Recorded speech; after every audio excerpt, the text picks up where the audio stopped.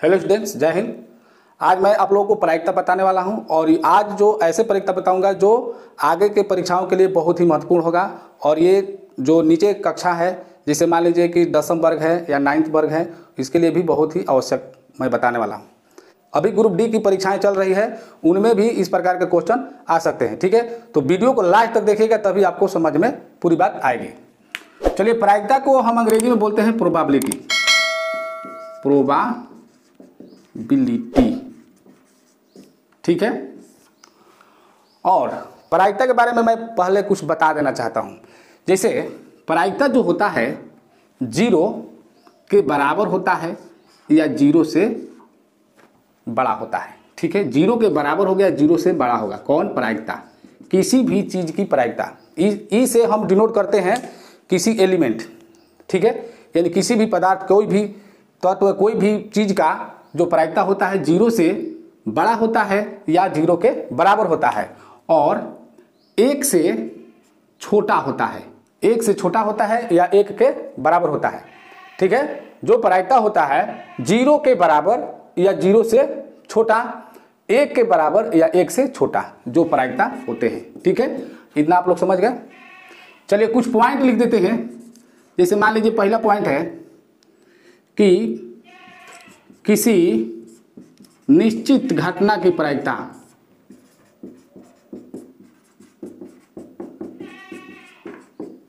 किसी निश्चित घटना की प्रायिकता 1 होती है।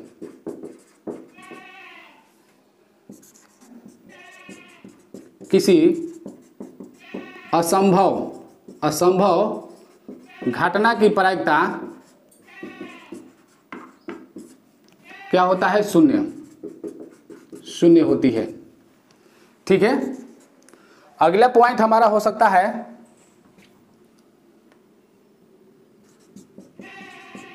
प्रायिकता ऋणात्मक नहीं होती।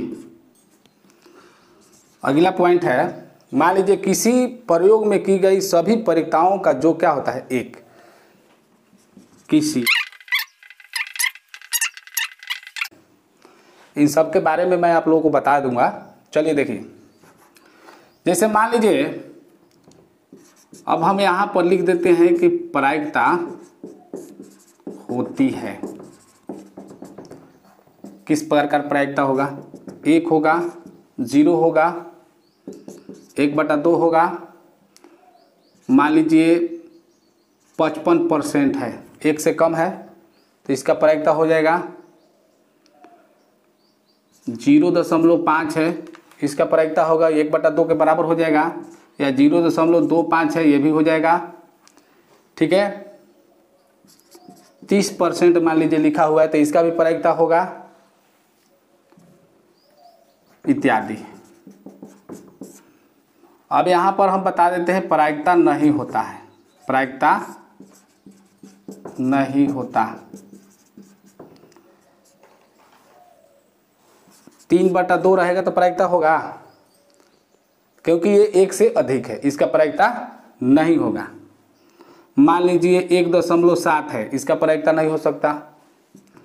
120% लिखा है, इसका प्रायिकता नहीं हो सकता, क्योंकि 120% हटेगा तो बाटा में 100 आएगा, कटेगा। मान लीजिए 120/100 हो जाएगा, कटेगा 0 0, फिर यहाँ 6 हो जाएगा, यहाँ 5 हो जाएगा, 6/5। ये विषम भिन्न में हो जाएगा। उचित भिन्न में प्रायिकता हो सकता है। ठीक है, उचित भिन्न का मतलब जिसका अंश कम हो और हर ज्यादा हो। आप लोग अंश और हर के बारे में जानते होंगे। चलिए आगे बढ़ते हैं। माइनस में कोई है, 1.5 मान लीजिए माइनस में दिया है, या -7 दिया है, या -28 दिया, मतलब कुछ भी दिया है। हमने वहां भी बताया कि ऋणात्मक नहीं हो सकता। ठीक है, तो इतना आप लोग समझ सकते हैं। ऋणात्मक यानी माइनस में नहीं हो सकता। कोई भी प्रायिकता है, मान लीजिए कोई प्रायिकता, हम आप लोगों को जब प्रश्न के माध्यम से आप लोगों को बता देंगे कि किस प्रकार से सभी प्रायिकताओं का योग 1 होता है। ठीक है, तो चलिए कुछ क्वेश्चन के माध्यम से हम लोग समझ लेते हैं। चलिए यहाँ पर देखिए, क्वेश्चन नंबर 1 क्या कह रहा है? 2 सिक्के को एक बार उछाला जाता है तो कम से कम 1 चित आने की प्रायिकता क्या है? कम से कम 1 चित। ठीक है, तो सबसे पहले हम लोग जान लेते हैं सिक्का के बारे में। तो सिक्का के बारे में आप लोग जानते हैं कि जो सिक्का होता है 2 रुपया, 1 रुपया, 5 रुपया का जो सिक्का होता है उसमें चित और पट होता है। चित यानी कि हेड और पट यानी कि टेल। ठीक है, तो हेड टेल में अगर मान लीजिए हम उछाल रहे हैं तो कि तो हेड आएगा नहीं तो टेल आएगा। तो अगर एक सिक्का की बात किया जाए कि एक सिक्का को उछाला जाता है, तो जब हम एक सिक्का को एक बार उछालेंगे तो उसमें कि तो हेड आएगा नहीं तो टेल आएगा, दोनों में से कोई आ सकता है। तो अगर एक सिक्का की कंडीशन रहेगा तो उसमें मान लीजिए कि कहेगा चित आने की प्रायिकता तो 1/2 हो जाएगा, क्योंकि कुल घटना क्या होगा 2 होगा, क्योंकि चित और पट 2 ही पहलू इसमें होता है। ठीक है, और जो अगर मान लीजिए आगे हम लोग पढ़ेंगे पासा के बारे में या ताश के बारे में पढ़ेंगे तो वीडियो को लास्ट तक देखिएगा, सब के बारे में आज आप लोगों को बताया जाएगा। और जो छूट जाएगा और भी बहुत सारा चीज़ है जिसके बारे में आप लोगों को आज इस वीडियो में बताया जाएगा। तो चलिए देखिए, इसको हम पूरा कन्फर्म रूप से बेसिक रूप से आप लोग बता देते हैं। मान लीजिए कि हमने 2 सिक्का को एक बार उछाल दिया। अच्छा, एक बात और यहाँ पर ध्यान दीजिए, 2 सिक्का को एक बार उछालिए या एक सिक्का को 2 बार उछालिए, दोनों का कंडीशन एक ही होता है, उसका जो घटना है एक ही चीज माना जाता है। ठीक है, यही चीज पासा में भी होता है। चलिए, 2 सिक्का को हमने उछाल दिया एक बार, तो कोई थोड़े ही जानता है कि दोनों पर हेड आएगा या टेल आएगा, लेकिन आ सकता है। ठीक है, तो मान लीजिए शुरू बार दोनों पर हेड आया तो, या शुरू में हेड आया अब अगला में टेल आ गया, या शुरू में टेल आ गया अगला में हेड आ गया, या दोनों पर टेल आ गया, इसके अलावा कोई आ नहीं सकता। ठीक है, तो ये 4 जो है इतना संभावित परिणाम हम लोगों का हो गया। तो हम लिखेंगे इसलिए कुल घटना। कुल घटना क्या है? कुल घटना 1 2 3 4, तो हम 4 लिख देंगे। ठीक है, अब यहां पर कह रहा है कम से कम एक चित आने की प्रायिकता, कम से कम एक चित। तो आरंभिक घटना क्या होगा, डायरेक्ट आप लोगों को थोड़ा सा बता देते हैं। आरंभिक घटना ऐसे भी आप बना सकते हैं, 2 नंबर का क्वेश्चन ये मैट्रिक में आ सकता है और कंपटीशन परीक्षा में तो 1 नंबर का ही आएगा, और आपको शॉर्टकट में ही बनाना होगा, तो उसके लिए भी आपको बता दिया जाएगा। चलिए देखिए, बेसिक चीज जानना बहुत ही जरूरी होता है। आरंभिक घटना तो कम से कम एक चित, देखिए इसमें कम से कम एक चित है, कम से कम एक हेड है, बिल्कुल है। अधिक से अधिक कितना, देखिए कम से कम एक चित कहेगा तो हम अधिक से अधिक कितना भी ले सकते हैं। ठीक है, जैसे मान लीजिए कोई दोस्त बोला आपका कि कम से कम 10 रुपया भैया दे दे, तो 10 रुपया दे देगा। अधिक से अधिक मान लीजिए आपको 15 रुपया देगा तो आप माना नहीं करेंगे, 15 रुपया ले सकते हैं, लेकिन 10 रुपया से कम देगा तो आपका काम चलने वाला नहीं है। तो इसलिए कम से कम एक चीज कह रहा है तो 1 से कम नहीं होना चाहिए। क्लियर है, तो 1 से कम नहीं होना चाहिए, तो कम से कम एक चित यानी 2 हेड है तो कम से कम एक चित तो है। ठीक है, इसमें भी कम से कम 1 है, इसमें भी 1 है, इसमें नहीं है, तो इसका आरंभिक घटना क्या हो जाएगा, 3 हो जाएगा। तो इसलिए पीई यानी कि कोई भी मान लीजिए यहाँ पर हेड की बात कर रहा है कम से कम एक चित, तो पीई हम निकाल सकते हैं या पीएच हम लिख सकते हैं। यहाँ पर हेड को पीएच बोलते हैं, तो ये एच अगर लिखेंगे तो ये सिर्फ हेड आने की प्रायिकता हो जाएगा। ठीक है, तो केवल हेड आने की प्रायिकता हमें नहीं निकालना है, हमको कम से कम एक चित आने की प्रायिकता निकालना है। इसलिए हम एच के जगह पर यहाँ पर एच नहीं लिखकर हम क्या लिखेंगे, ई लिखेंगे, एलिमेंट हो जाएगा। ठीक है, तो पीई बराबर आरंभिक घटना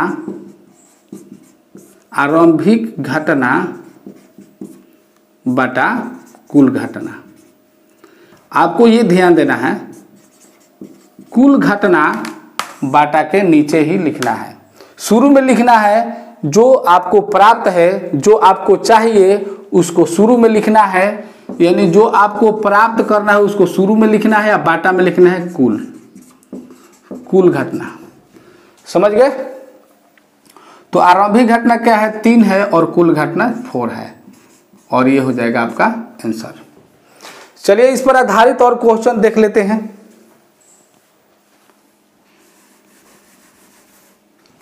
चलिए मान लीजिए कि अगर कह देता है कि कम से कम एक चित कह देगा तो ये आपका प्रायिकता हो जाएगा। अगर मान लीजिए कम से कम एक पट कह देता है, एक पट कह देगा यानी कि एक टेल कह देता है आने के लिए, तो यही इसका आंसर हो जाएगा। क्योंकि एक पट कहेगा तो कम से कम कहेगा तो ये हो जाएगा, ये हो जाएगा, ये हो जाएगा और ये नहीं होगा। ठीक है, ये तीनों हो जाएंगे। चलिए अगर मान लीजिए कि केवल एक चीज आने की प्रायिकता अगर कह देता है, अगर इसी क्वेश्चन में केवल एक चीज आने की प्रायिकता, इसको नोट कर सकते हैं। इस पर थोड़ा सा आप लिखने के लिए जान गए कैसे लिखा जाता है, तो इसको नोट कर लीजिएगा। इस पर कुछ हम क्वेश्चन को बता देते हैं। चलिए मान लीजिए कि क्वेश्चन यहां पर 3 सिक्का हो गया, 3 सिक्के को एक बार उछाला जाता है तो कम से कम एक चीज आने की प्रायिकता ज्ञात करें। ये कई बार परीक्षाओं में पूछा जा चुका है। तो हम क्या करेंगे, सबसे पहले कुल घटना निकालेंगे। तो कुल घटना निकालने का एक तरीका और है, शॉर्टकट तरीका, कि एक सिक्का में 2 पहलू होता है तो 2 लिख देंगे, और कितना सिक्का को उछाला गया है तो 3 सिक्का को, तो पावर में 3 हो जाएगा, तो ये हो जाएगा 2 गुना 2 गुना 2 यानी कि 8। 2 दूनी के 4 और 4 दूनी 8, कुल घटना आपका 8 हो जाएगा। अगर मान लीजिए कि 4 सिक्का को उछाला गया है तो 2 के पावर हो जाएगा 4, तो ये हो जाएगा 2 गुना 2 गुना 2 गुना 2 यानी कि 16। अगर 5 सिक्का को उछाला गया है तो 2 के पावर हो जाएगा 5, आप इसको ऐसे गुना कीजिएगा तो क्या आएगा 32। ठीक है, इसी प्रकार से अगर पासा वाला मैथ होगा तो पासा में अगर एक पासा को उछाला जाता है तो पासा में 6 पहलू होता है, 1 2 3 4 5 6। तो उसमें आप क्या कीजिएगा कि 6 के पावर एक बार उछाला जाएगा तो 6 के पावर 1 तो 6 होगा, 6 के पावर 2 यानी कि 2 बार उछाला जाता है तो उसमें हो जाएगा 36। 3 बार उछाला जाता है तो उसमें हो जाएगा 200, 6 का 36, 36 का 216 हो जाएगा। आप करके देख लीजिएगा। चलिए आगे बढ़ते हैं। देखिए अब यहां पर कह रहा है 3 सिक्का को एक बार उछाला जाता है तो कम से कम एक चित आने की प्रायिकता क्या होगी। तो चलिए टोटल घटना हम यहां पर लिखकर बता देते हैं। मान लीजिए कि सिक्का उछाल रहे हैं तो तीनों पर हेड आ सकता है, तीनों पर टेल आ सकता है, कभी हेड कभी टेल, कभी टेल कभी हेड, कभी खुशी कभी गम, है ना। चलिए आगे बढ़ते हैं। मान लीजिए तीनों पर आ गया हेड, ठीक है। अगला बार मान लीजिए कि तीनों पर हेड नहीं आया, 2 पर हेड आया, तीसरा पर आ गया टेल। इसमें हेड आया, फिर टेल आया, फिर हेड आ गया, फिर अब की बार टेल आ गया और इसमें आ गया हेड। ठीक है, तीनों पर मान लीजिए कि टेल आ गया, यहां पर टेल आया, हेड आया, टेल आया, हेड आया, टेल आया, हेड आया, टेल आया, टेल आया। अब इसके अलावा कोई घटना नहीं हो सकता। चलिए देखिए मैं समझा देता हूं इसको हमने क्या किया। तीनों हेड लिखा, फिर 2 हेड लिखा, एक टेल लिखा, फिर इस टेल को यहां से ऐसे घसका दिया, इधर इसको उधर कर दिया, फिर टेल जो बीच में था उसको इधर किनारे कर दिया, फिर इसको उधर घसका दिया। ठीक है, इस प्रकार हो गया। और तीनों पर हेड है तो तीनों पर टेल कर दिया। यहाँ पर 2 पर हेड है तो 2 पर टेल, 1 हेड। यहाँ पर देखिए जहाँ हेड है वहाँ टेल है, जहाँ टेल है वहाँ हेड है। समझ गए। तो इस प्रकार आप लोग आराम से लिख सकते हैं। तो ये टोटल घटना हो गया। तो कुल घटना कितना हो गया, कुल घटना हो गया 8। ठीक है, कह रहा है कम से कम एक चित आने की प्रायिकता, तो आरंभिक घटना कितना हो जाएगा, बोलिए। आरंभिक घटना कम से कम एक चित, इसमें कम से कम एक चित है, अधिक से अधिक कितना भी हो सकता है। 10 रुपए के काम है, 15 20 25 कोई देगा तो हम ले लेंगे, क्योंकि कम से कम 10 चाहिए हमको। ठीक है, आगे देखिए, कम से कम एक हेड, कम से कम एक हेड है, कम से कम एक हेड है, कम से कम एक हेड नहीं है, इसमें कम से कम एक घटना नहीं है, इसमें है, इसमें है, इसमें है, यानी कि आरंभिक घटना 7, तो इसका प्रायिकता हो जाएगा आपको 7/8, आरंभिक घटना बटा कुल घटना, इस प्रकार 7/8 हो जाएगा। ठीक है, चलिए इस पर क्वेश्चन और देख लेते हैं। मान लीजिए दूसरा क्वेश्चन था, तो तीसरा क्वेश्चन मान लीजिए इस पर बता देते हैं। एक चित आने की प्रायिकता कह रहा है, अगर मान लीजिए कि आपको कह दिया 2 चित आने की प्रायिकता, तो क्या होगा? कुल घटना तो 8 होगा, आरंभिक घटना क्या होगा इसका क्लियर कीजिए। देखिए यहाँ पर ध्यान दीजिए, अगला क्वेश्चन हो गया 2 चित आने की प्रायिकता क्या होगी? 2 चित, कम से कम 2 चित, तो देखिए यहाँ पर कम से कम 2 चित है, क्लियर, कम से कम 2 चित है, कम से कम 2 चित है, कम से कम 2 चित है। ठीक है, 1 2 3 4, इसमें नहीं है, इसमें कम से कम 2 चित नहीं है, इसमें भी नहीं है और इसमें भी नहीं है, यानी कि आरंभिक घटना क्या हुआ? 4, तो ये हो गया 4/8, यानी कटेगा तो 1/2 हो गया।